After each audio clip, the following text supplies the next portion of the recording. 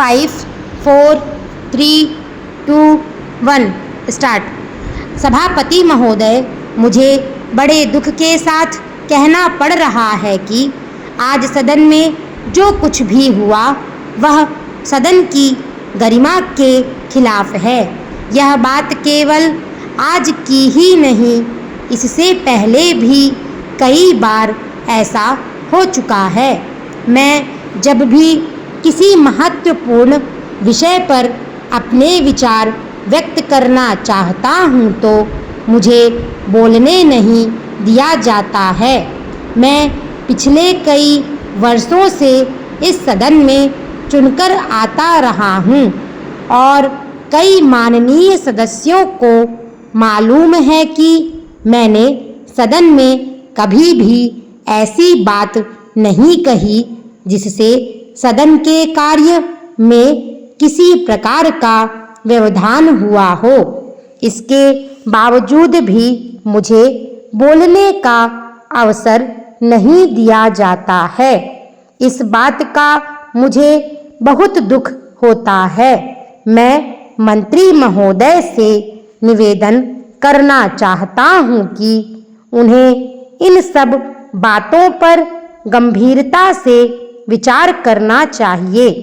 यदि मंत्री महोदय को इस घटना के बारे में जानकारी दी जाती तो मैं समझता हूँ कि इस प्रकार की बातें सदन में ना होती। महोदय, आपको पूरा सहयोग देने के लिए हम सभी यहाँ पर उपस्थित हैं। मेरा आपसे निवेदन है कि आपको प्रत्येक सदस्य को अपने विचार व्यक्त करने का अवसर देना चाहिए।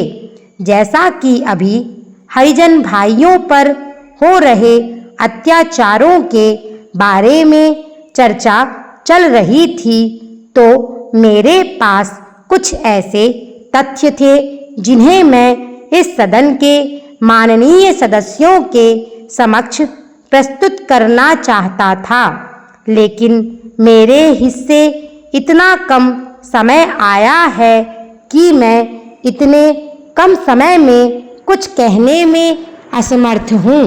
प्रजातंत्र में विरोधी दल भी इस प्रकार से सरकार का अंग होता है, इसलिए विरोधी दलों को भी अपने दायित्वों का पालन करना चाहिए और सरकार के साथ पूरा सहयोग करना चाहिए।